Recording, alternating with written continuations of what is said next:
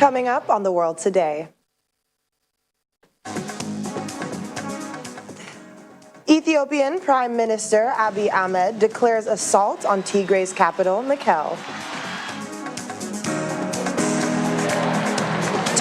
Turkey court jails hundreds for life for 2016 coup plot against Erdogan. Fans around the world pay their final respects to the late football legend Diego Maradona. Hello and welcome to the program. I'm Akaite Afia. Ethiopian Prime Minister Abiy Ahmed says he is launching the final phase of the army's operation in the northern region of Tigray after weeks of fighting.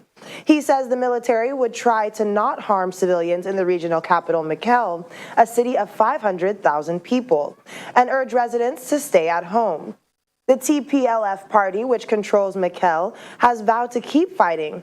The UN warns of possible war crimes if the Ethiopian army attacks Mekelle. Mr. Abiy's announcement comes after a deadline he gave for Tigray's fighters to surrender passed on Wednesday.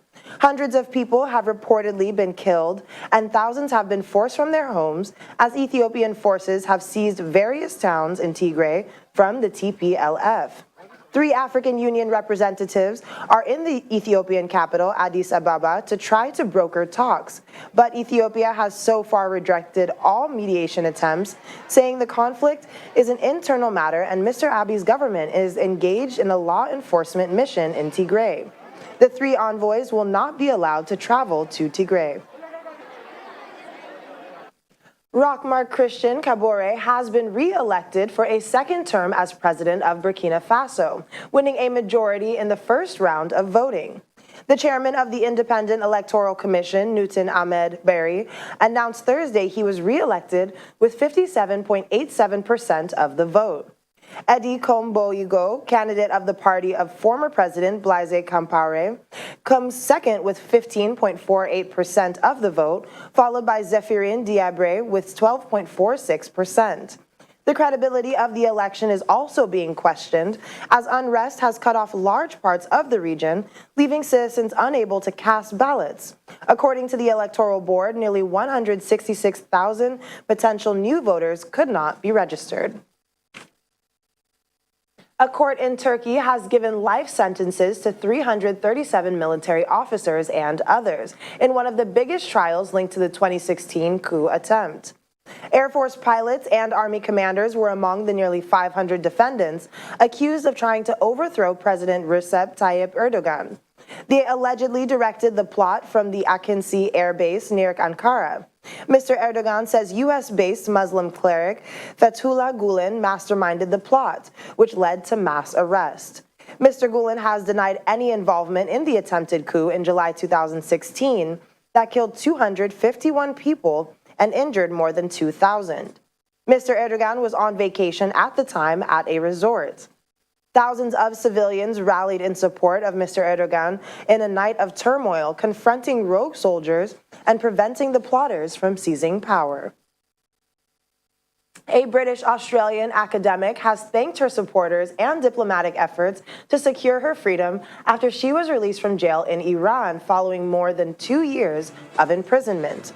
Kylie Moore Gilbert, who was detained in Iran in 2018 and sentenced to 10 years in prison on espionage charges, was released in exchange for 3 Iranians who had been detained in Thailand since 2012 over a bomb plot. Thai officials say 2 Iranians had been deported, while the third was pardoned in August. The botched bombing in Bangkok was apparently aimed at Israel. Moore Gilbert, a specialist in Middle East politics at the University of Melbourne, who has always denied the charges against her, said after leaving Iran that she was grateful for the work done to gain her release. Meanwhile, Australian Prime Minister Scott Morrison describes the release of Kylie Moore Gilbert as a miracle, saying she seems in good spirits when he spoke to her. According to officials, once Moore Gilbert arrives in Australia, she will be quarantined in an unspecified location for 2 weeks. Absolute priority for the government over more than the last 2 years.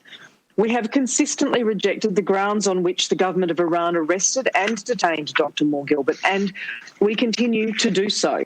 These are points I made strongly to Foreign Minister Zarif during multiple meetings on this issue. We kept up the hope, we kept up the prayers too. And as I said on morning television this morning, I've always believed in miracles, and I'm just thankful for this one as well, to see Kylie coming home. She seems to be, in our own conversations, in quite good spirits.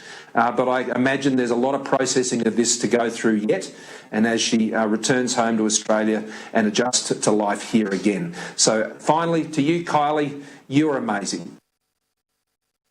U.S. President Donald Trump has pardoned his former national security advisor, Michael Flynn, who pleaded guilty to lying to the FBI. The president said the widely expected act of clemency was his great honor.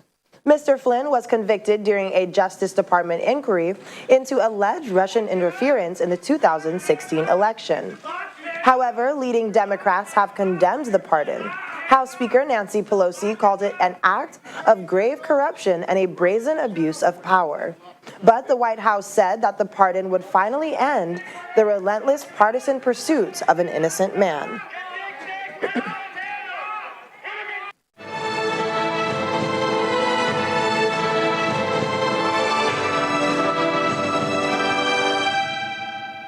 The U.S. Supreme Court has temporarily blocked New York from enforcing attendance limit at places of worship in areas hit hard by the coronavirus. In a 5-4 vote, the court ruled that the state's congressional cap violated rights to religious freedom. In an unsigned order, it says the rules singled out houses of worship for especially harsh treatment. This was one of the first consequential rulings since conservative Justice May Coney Barrett was appointed. President Donald Trump appointed her to replace liberal predecessor Ruth Bader Ginsburg, who died in September. Justice Barrett voted in the majority, along with other Trump appointees Neil Gorsuch and Brett Kavanaugh. The three liberal justices dissented, as did conservative Chief Justice John Roberts. In the meantime, U.S. President-elect Joe Biden has called for an end to the grim season of division as the country faces a long, hard winter with COVID-19. In a speech for the Thanksgiving holiday, he said Americans are at war with coronavirus, not each other. The U.S. saw more than 1.2 million cases last week, with 2,200 deaths on Tuesday, the highest number since late May. Now, this comes as President Donald Trump is urging his supporters to work to overturn the results of the November 3rd election.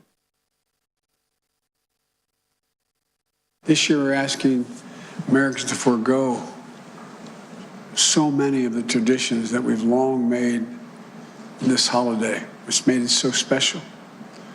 For our families, for 40-some years, we've had a tradition of traveling over Thanksgiving. Tradition that we've kept every year save one, the year our son Bo died. But this year, we'll be staying home. Our democracy was tested this year.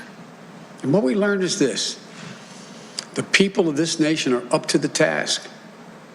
In America, we have full and fair and free elections. And then we honor the results. The people of this nation and the laws of the land won't stand for anything else. We'll lift our voices in the coming months and years, and our song shall be of lives saved, breaches repaired, a nation made whole again. Folks, from the Biden family to yours, wherever and however you may be celebrated, we wish you a happy Thanksgiving. Our Washington, D.C. correspondent, Maria, joins us now for more. Maria, welcome to the program. Thank you for having me, and happy Thanksgiving from the U.S. Oh, well, thank you. Happy Thanksgiving to you, too. So it's a very different celebration this year owing to the COVID-19 pandemic. What's the mood like? How are most Americans spending the day? You're exactly right. It's a very different Thanksgiving. This is normally a time when people are gathering together. We saw lines around corners for COVID-19 testings for families that said we just really want to try to get together, some elderly individuals who might be very sick and, wanting to spend that last Thanksgiving with families. And so it's a very different year. We did have quite a few people going to, the airports and flying, but it's still 60% down from where it was in years past.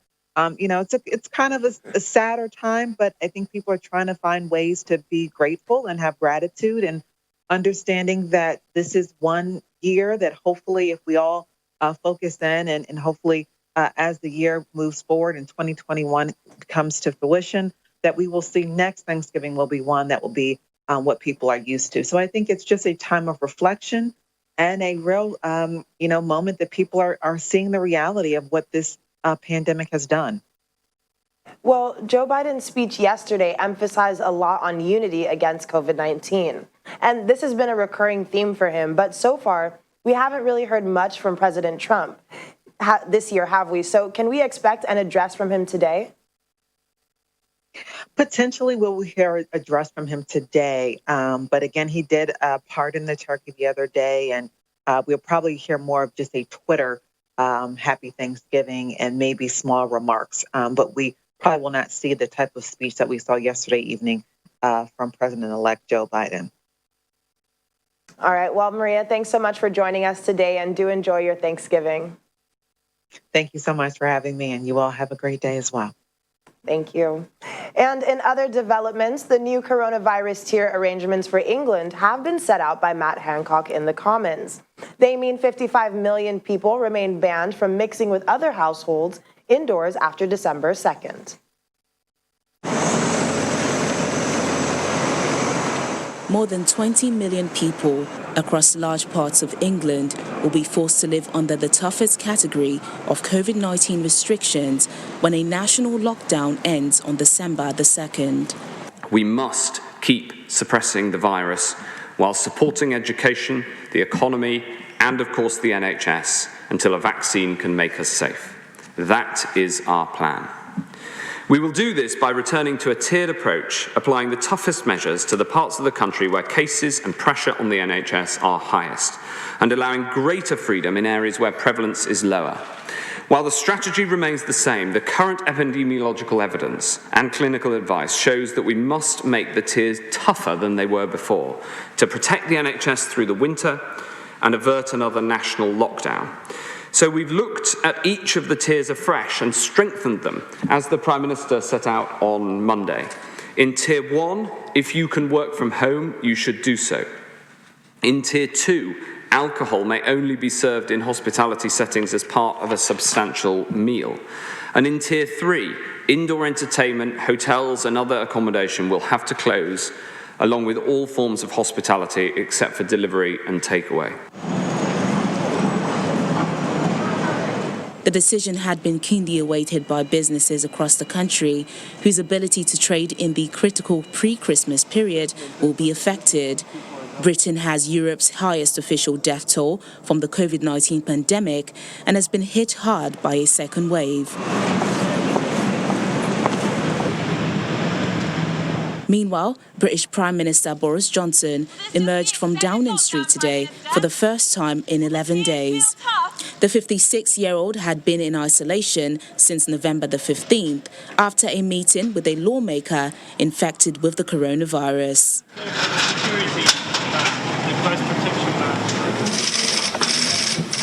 Over in France, the Prime Minister says the country has done a better job of flattening a second wave of COVID-19 infections than some of its European neighbours, but it would be premature to talk about an end to the lockdown. Reste forte, mais elle se réduit. German Chancellor Angela Merkel has told Parliament that vaccines against COVID-19 could become available before Christmas, and doctors and other medical staff would be the first to get vaccinated. She also reiterated that Germany will probably have to stick with measures to dampen the coronavirus pandemic until January. Sweden's Prince Carl Philip and his wife, Princess Sofia, have tested positive for COVID-19. The Swedish royal court says the two are feeling well under the circumstances.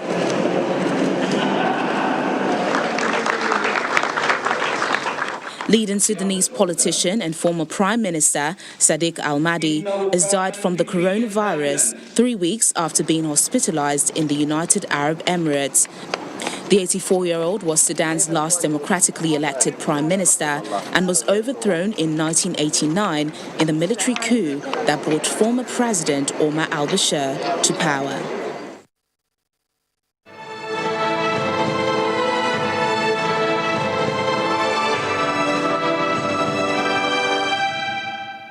Still to come on The World Today. The world's deepest diving pool opens in Poland. Thanks for staying with us. United Arab Emirates airline Fly Dubai has started direct passenger flights to Israel after the two countries normalized ties in a Washington-brokered deal. Israel and the UAE agreed in August to establish diplomatic relations, paving the way for economic cooperation. Bahrain and Sudan have also agreed to forge formal ties with Israel in deals brokered by the Trump administration and promoted as a strategic Middle East shift that isolates Iran. Dubai state-owned Fly Dubai will operate twice daily flights between the UAE and Israel's financial capitals, Dubai and Tel Aviv, the airline announced this month.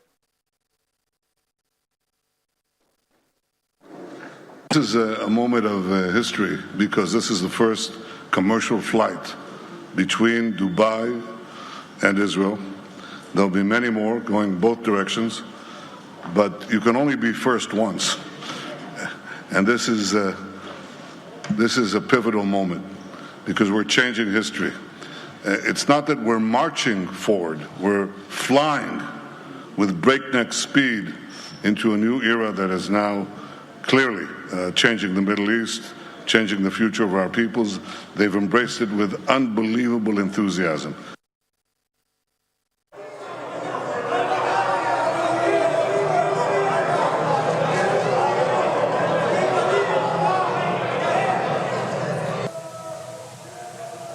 Thousands of fans are paying their final respects to Argentine football legend Diego Maradona at the presidential palace in Buenos Aires. 3 days of national mourning have begun in Argentina after Maradona, a national hero, died following a heart attack on Wednesday at the age of 60. Some wept, others blew kisses and said prayers as they filed past the coffin being displayed at the Casa Rosada. 1 million people are expected to visit his casket. Maradona's coffin, draped in Argentina's national flag and football shift, bearing his trademark number 10 on the back, is expected to be on public display at the presidential palace until Thursday afternoon. There were tense scenes when the Casa Rosada opened its doors as some fans pushed and shoved against the barriers, which were lined with security forces. His family and former teammates took part in a private ceremony earlier in the day.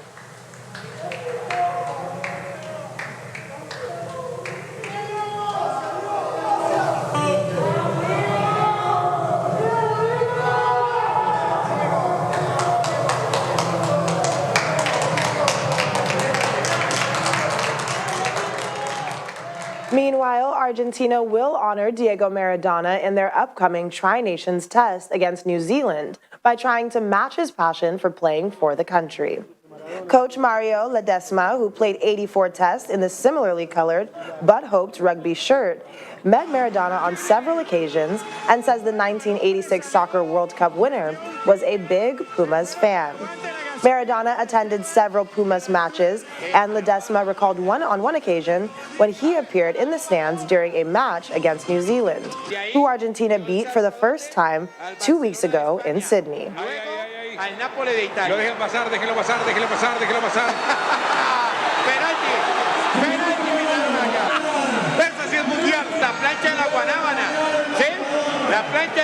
It's a big figure in a country, and it epitomizes a lot of the way the Argentinians are anecdotically who were playing against the All Blacks, and the game was starting, and then Diego came out, and he went typical Diego way, and everything stopped. Like the ref didn't start the game, and we all Argentinians were looking up, and Diego was there, and we saw the All Blacks looking at Diego, and just the world stopped. Like elsewhere around the world, Indian soccer fans are remembering and paying tribute to Argentine soccer legend Diego Maradona. In Kolkata, fans showered a Maradona statue with flowers. Maradona visited Kolkata twice, and his connection with the city was cemented in 2017 when he personally unveiled a statue of himself holding the World Cup in the presence of thousands of fans. Meanwhile, players and fans in Imphal and Siliguri stood in a silent tribute. Beloved across the world, leading Argentina to World Cup glory in 1986, and adored in Italy for taking Napoli to 2 Serie A titles, Maradona was a uniquely gifted player who rose from the tough streets of Buenos Aires to reach the pinnacle of his sport. Before I understood football, I understood Maradona because the magnitude he had was something unparalleled. And growing up, listening to stories from my father or people who have seen him play, you could visualize who Maradona is because you don't need to know the man personally. Yesterday was a great loss for everybody in the football fraternity because everybody knows how big a player he was and a genius in his skills. He won 3 World Cups with Argentina and was a legend for Napoli. So it's a great loss for the fraternity, and he will always be remembered as El Diego, the god of football, and will always be remembered in the football fraternity.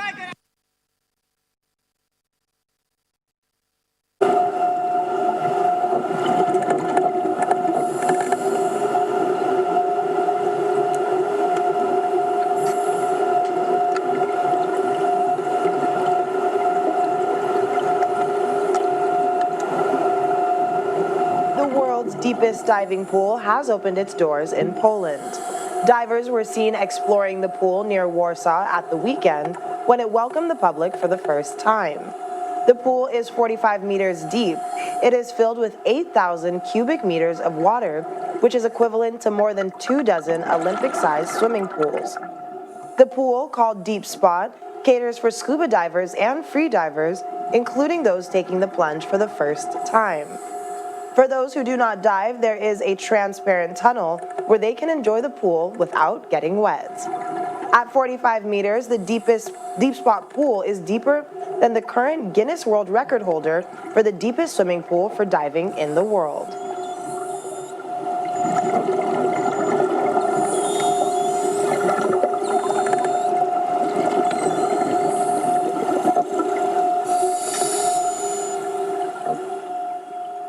Well, that is all for the world today. I'm Akaite Afia. Have a great evening and stay safe.